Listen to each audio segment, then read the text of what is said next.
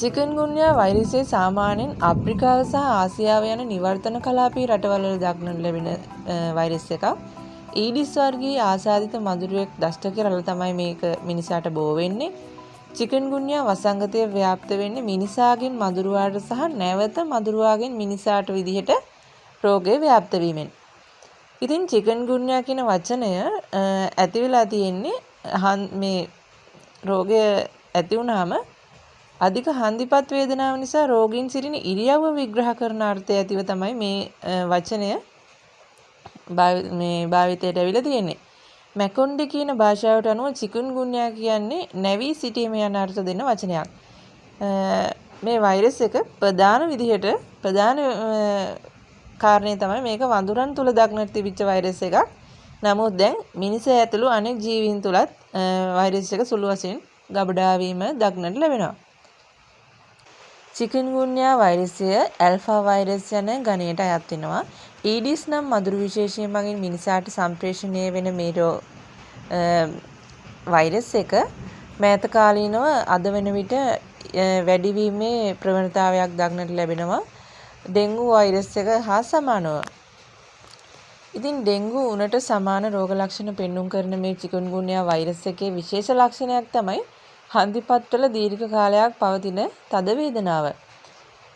රෝගයේ මුල් අවස්ථාවේදී හටගන්න උණ දින දෙකේ ඉඳන් සතියක් වගේ කාලයක් පවතින්න පුළුවන්. නමුත් උණත් සමගම ඇතිවෙන හන්දිපත් වේදනාව සහ ඇඟපත අමාරුව මාස ගාණක් වුණත් පවතීමේ වැඩි ඉඩකඩක් මේ රෝගය වැළඳිච්ච පුද්ගලයන්ට තිබෙනවා.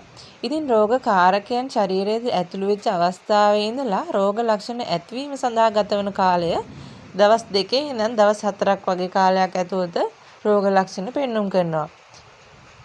චිකුන්ගුන්යා වෛරස් එකේ තවත් රෝග ලක්ෂණ කිහිපයක් හඳුනා ගන්න පුළුවන්. අධික උණ සහ හිස රදය, ඒ වගේම තමයි සිරුරේ කඳ කොටසේ හෝ ඇතැම් විට පාදවල ඇතිවන ලේ පැහැති පැල්ලම් දක්නට ලැබෙනවා මේ වෛරස් එක වැළඳුනාම. ඒ වගේම තමයි හන්දි කිහිපයක ඇතිවන හන්දි රුදාව හරි නැත්නම් හන්දියක් ආසාදනය වීම, හන්දි ඉදිමීම වගේ තත්ත්වයන්ුත් ඇති වෙන්න පුළුවන්. ඒ වගේම තමයි ඇස්වල ඇතිවන රතු පැහැති බව සහ ආලෝකයේ දෙස බැලීමේදී ඇස්වල ඇතිවන වේදනාව සුළු රෝග ලක්ෂණ විදිහට පෙන්වලා දෙනවා. සාමාන්‍යයෙන් උණ දින 2ක් පමණ කාලයක් පවතින්න පුළුවන්. නමුත් හන්දිපත් කැක්කුම සහ තදබල හිස රදය, නිින්ද නොයාම වගේ කරුණු අපහසුතාවයන් සති කිහිපයක්, මාස කිහිපයක් වුණත් පවතින්න හැකියාව තියෙන බව සඳහන් කරනවා. අවධානය යොමු කරන්න ඕනේ මූලිකම කාරණේ තමයි මේ රෝගය වළක්වා ගන්නේ කොහොමද කියන කරුණ. ඉතින් රෝගය වළක්වා ගැනීමේ කාර්යක්ෂම ක්‍රියාමාර්ගය තමයි ආසාදිත මදුරුවන්ගෙන් ආරක්ෂා වීම.